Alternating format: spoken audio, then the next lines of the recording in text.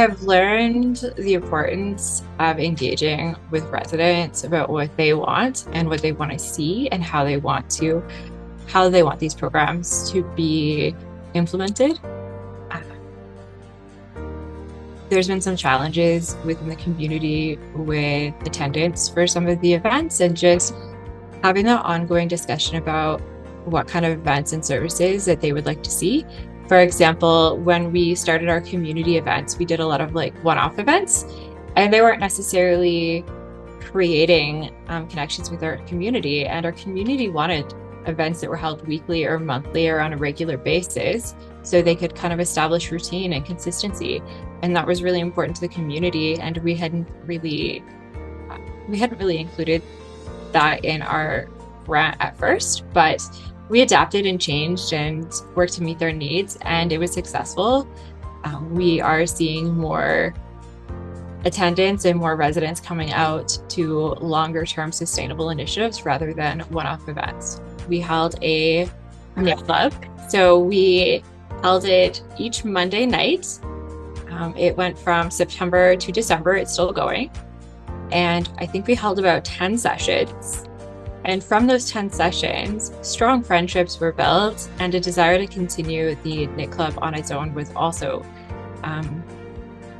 desired by the community members that came out. So they are going to take over the knit club and continue it on a sustainable basis.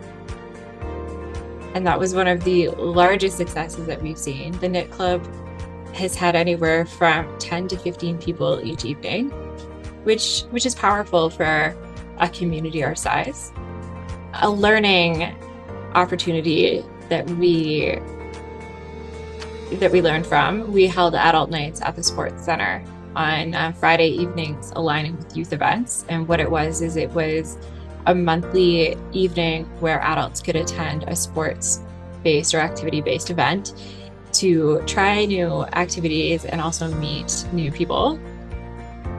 We did not have overly strong attendance. I'm not sure if the sports center is going to go ahead with continuing to host these events. We really did reflect and could have been associated with the youth night, and therefore people could have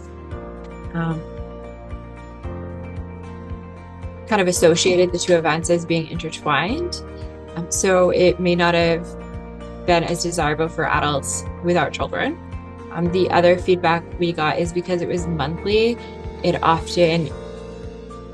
because it wasn't as regular as a weekly drop-in session, it wasn't on people's radars, or they didn't remember that, every first Monday taking place. Another success, though, that I like to share was we held a community event for American Sign Language. So before the pandemic, our community had a very strong American Sign Language group at the library that met weekly. During COVID, because of the inconsistency in the shutdowns, the group attendance fell drastically. We actually reinvigorated interest from the American Sign Language classes. We had over 100 people sign up for the regular weekly classes. We were unable to facilitate classes that large, which was an unforeseen challenge, but also opportunity. So we're actually holding another class in January as some of our community events. Again, we did listen to residents, and we did want to hold something that happened weekly for a period of time. But yeah, it was so successful. We had to pivot to offer more.